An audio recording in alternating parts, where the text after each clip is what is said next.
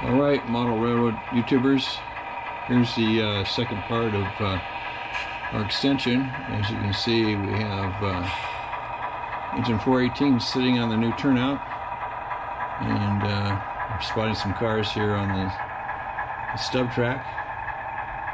It's this track right here, and we have the outside track wired up. All the rail joiners are in for everything, and everything's hot. So the next step now is to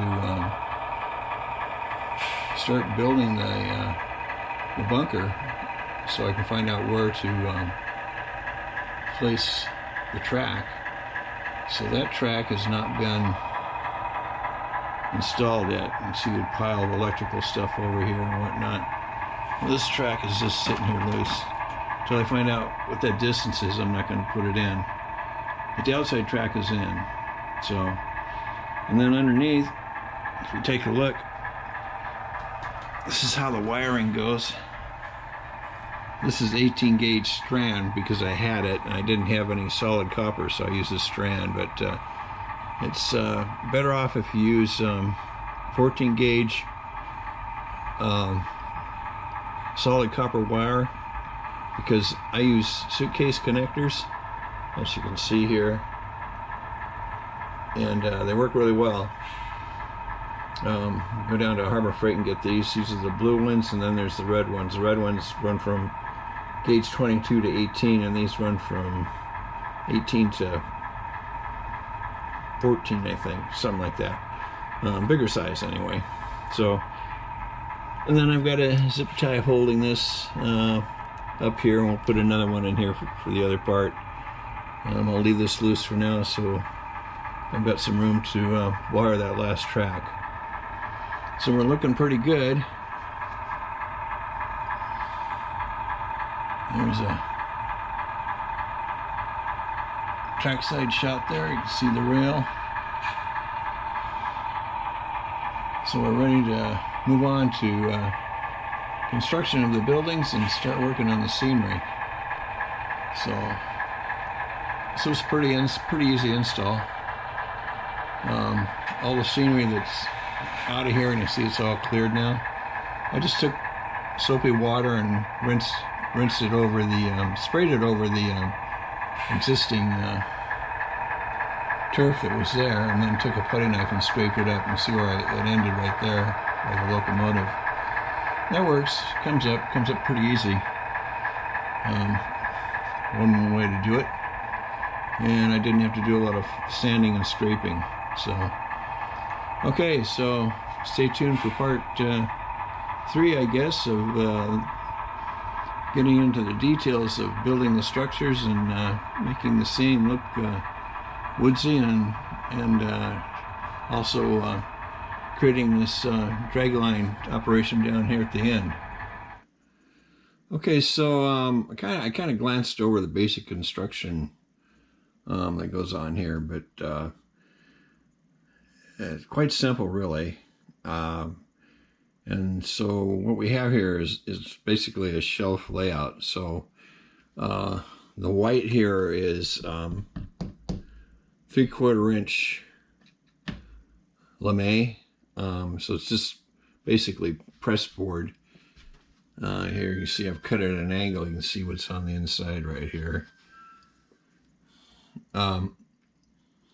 Pretty simple. And then on top is glued with foam glue, is 1 inch pink construction foam. So that's the 2 layers that we're dealing with here.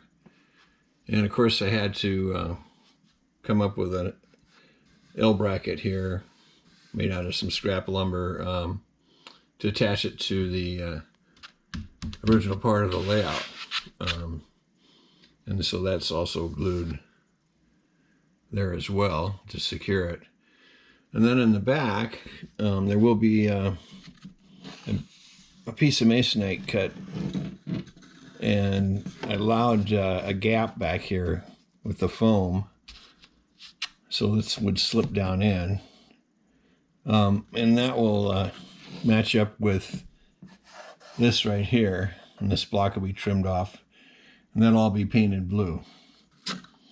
And then on the front, we'll take a piece of masonite,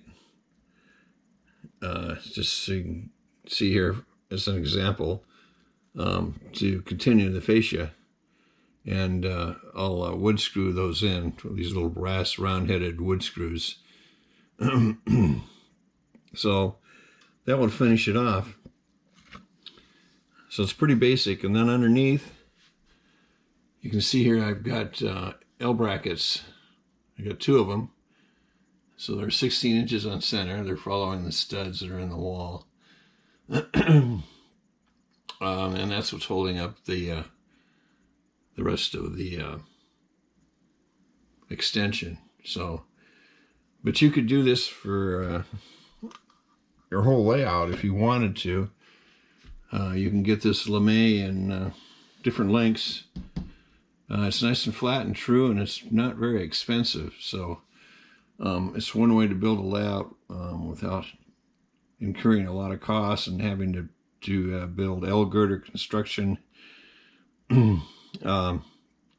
Disadvantage of it is that if you want to put a depression in here, you're limited to this because this is now a flat surface. So the other conscious thing to do, instead of using 1 inch, would be go to the 2-inch thick pink foam, and that would give you room for depth for putting in a river or a stream or whatever you wanted to do. So on the other hand, if you do cut something out in here, even if it's 2-inch or 1 inch, you have a flat surface in here to work with, and something that's hard, that will take the cast resin fake water that we use in model railroading, and it creates a nice solid base for doing that. For instance, I have over here, as you've seen in my videos, a small little stream that's been cut out down into the 1-inch foam down to the base of the shelving underneath. So you can do it. It's just that you can't get a lot of depth. In this case, I didn't care. It was just a little stream. So anyway, that's a simplistic way of building a shelf layout. And this is the depth on this from the wall out to the front is 10 inches. That's a 10-inch shelf.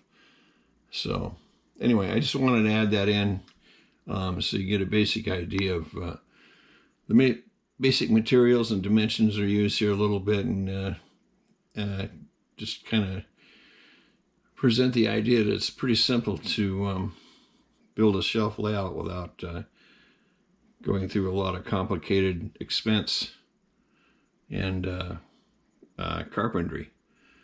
Okay, so I'll quit chattering here, and appreciate everybody that's been watching my videos, and we'll continue on with the build of the Mount Rainier Scenic Railroad extension. So thank you for watching.